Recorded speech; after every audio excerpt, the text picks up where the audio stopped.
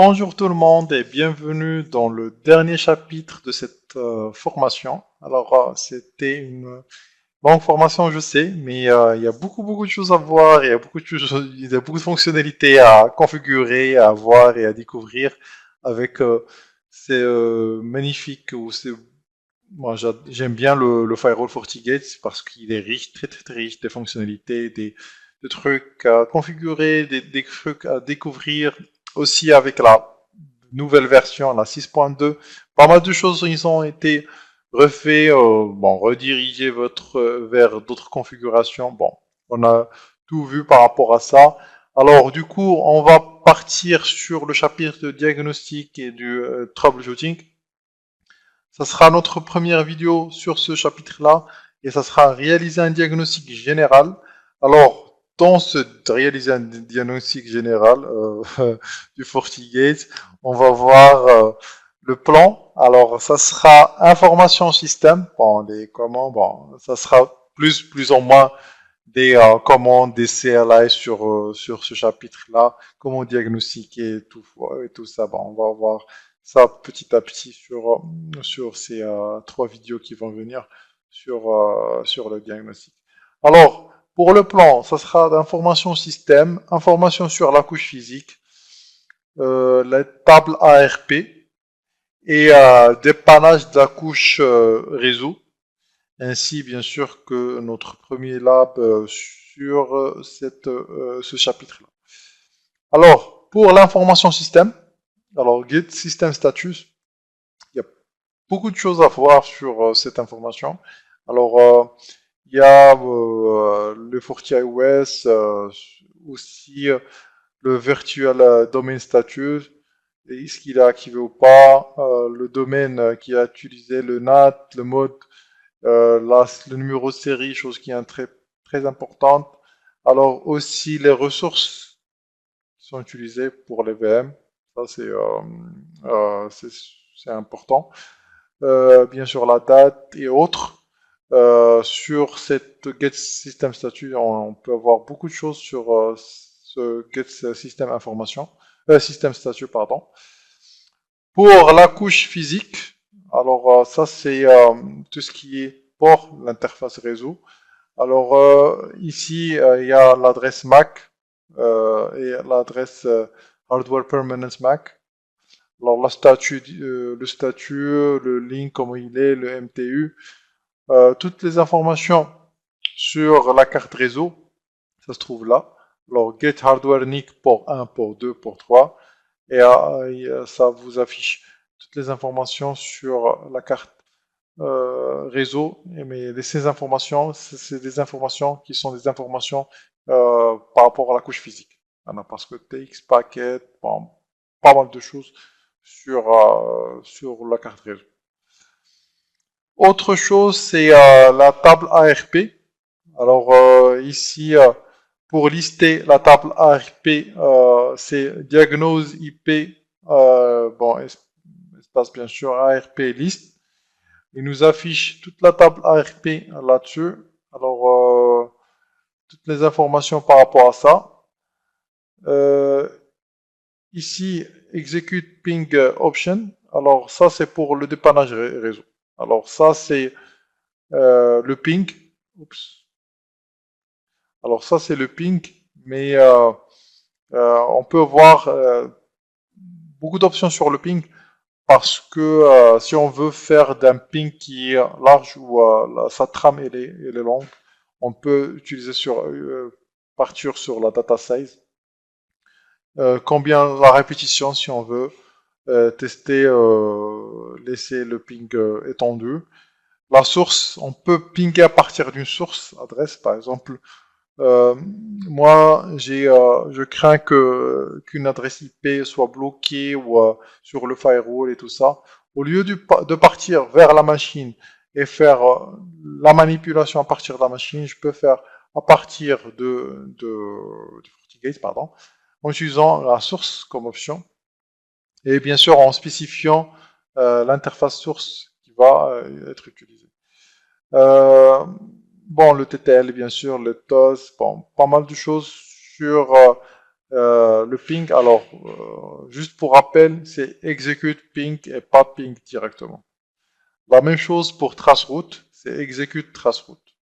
Et vous faites, si vous voulez faire du traceroute pour connaître le chemin du paquet, alors du coup, c'est execute traceroute et pas traceroute. D'accord? Alors, c'était ça par rapport au premier diagnostic ou commande pour faire des diagnostics. On va voir ça sur le lab. On va commencer un lab et on va bon, partir sur le mode commande et montrer qu'est-ce que et autres commandes qu'on va voir sur le lab pour montrer les informations qu'on peut avoir à partir de ces commandes et qu'on peut diagnostiquer avec sur notre FortiGate. Du coup, je vous dis à tout de suite sur le lab pour qu'on commence notre... Bon, maintenant, je me suis connecté sur mon EZXI. Je vais partir sur mon AD pour accéder sur mon...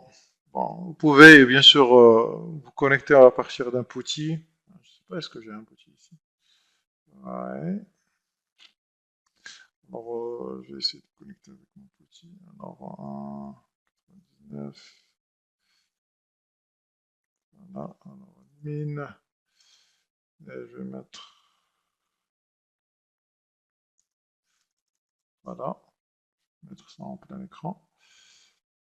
Et je vais commencer avec la commande qu'on a vue tous ensemble. Alors, get system status.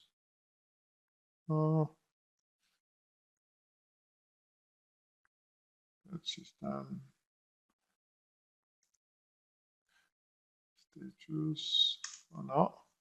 Vous pouvez voir bon, toutes les informations max, les domaines qu'on peut, le current domaine qu'il y a, la RAM, le CPU, la date, tout ce qu'a la licence, l'expiration de la licence aussi. Toutes ces informations-là, vous pouvez les voir. Ben, des fois, on n'arrive pas à se connecter à cause de la licence. Vous pouvez vérifier quelle date de licence la licence est expirée. Bon, on ne peut pas accéder à l'interface graphique. Bien sûr, vous pouvez accéder à l'interface graphique aussi pour, si votre licence est expirée, vous pouvez accéder pour avoir le serial number pour générer une licence. On peut partir sur la commande get system performance status. Alors, vous pouvez voir ici les performances de la machine.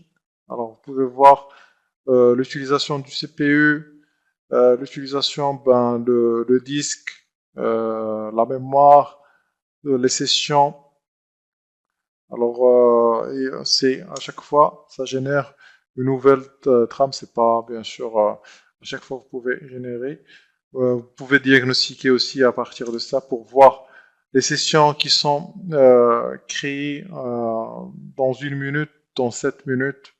Voilà. Alors, et, bien sûr, des fois, vous n'arrivez pas à accéder sur votre interface graphique. Vous pouvez diagnostiquer à partir en mode CLI sur ça. Alors, vous pouvez voir ici aussi les virus bon, qui ont été détectés, l'IPS aussi, qui détecte quelque chose.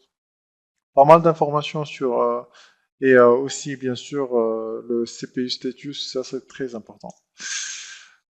Autre commande, on va passer sur la get hardware, l'interface graphique, l'interface réseau, pardon. L'interface réseau, alors port 2. Alors ça c'est notre interface réseau one. Alors comme on peut voir, c'est il y a l'adresse notre Mac, le link. On peut voir une autre interface qui est down, on peut dire 9. Hein. Alors, vous pouvez voir alors la différence. Bon, il n'y a pas de assez de. Oups. de paquets ou des bits qui sont échangés, même si elle est app. Voilà, alors on supporte en 1200 et 1000 full duplex, voilà, par rapport au speed. Euh, Autre chose, on peut voir l'ARP, alors diagnose, IP-ARP list.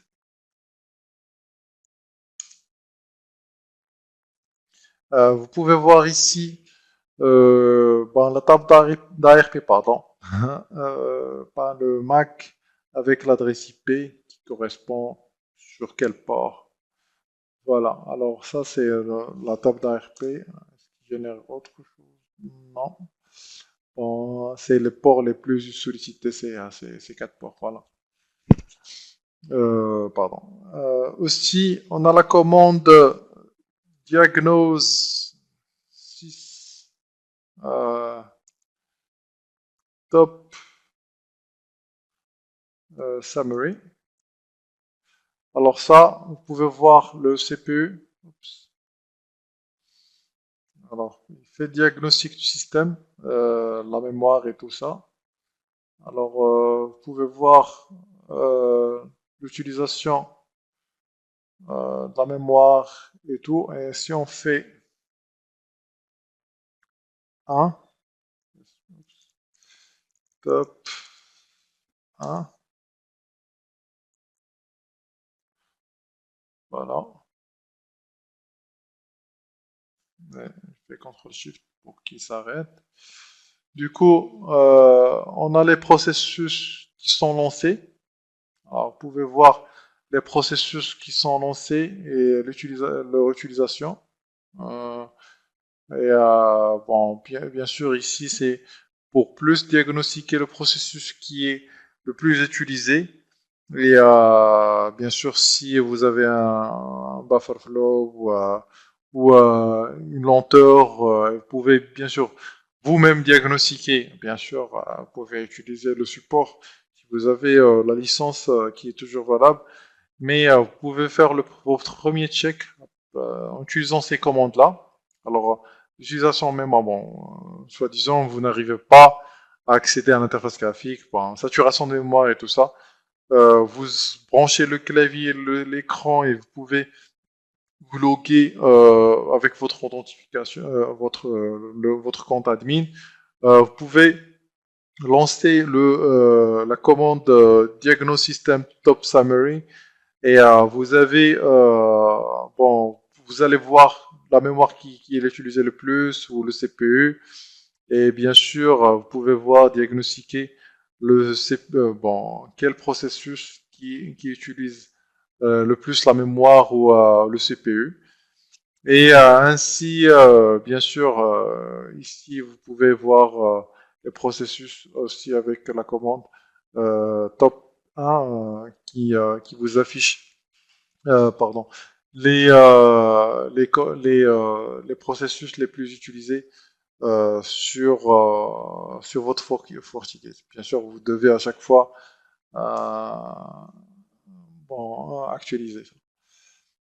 Maintenant, vous pouvez voir comme quoi il y a une utilisation de mémoire à 56% avec 2% de CPU. Voilà. Et le processus qui utilise le plus la mémoire, c'est le PID-SSHD, c'est le SSH. Et voilà, il n'y a pas de IPS Monitor aussi, il utilise un peu de mémoire, mais pas beaucoup de mémoire qui est utilisée sur ces processus-là. Et pour la dernière commande qu'on va voir, c'est execute. Bien sûr, on a déjà vu la ping, mais on va faire execute traceroute et vers 888. Alors, vous pouvez voir les hops qu'ils utilisent pour accéder vers le 888. Bon, en faisant du traceroute purement simple, mais en utilisant juste le execute au début, avant le traceroute pour voir le chemin dans lequel va partir le traceroute. Voilà. Alors, ça a été ça par rapport au diagnostic diagnostic, le premier diagnostic qu'on a vu, ben, il y a pas mal de commandes que vous pouvez utiliser pour diagnostiquer votre plateforme, qui sont très utiles, surtout l'avant-dernière commande, qui est tout ce qui est, pardon, qui est Diagnosis Top Summary. Voilà, elle vous affiche ça et ça a pas mal. On a des fois pas mal besoin de cette commande-là pour débloquer des situations sur le overflow de la mémoire. Merci d'avoir suivi cette vidéo-là et je vous dis à la prochaine vidéo. Merci.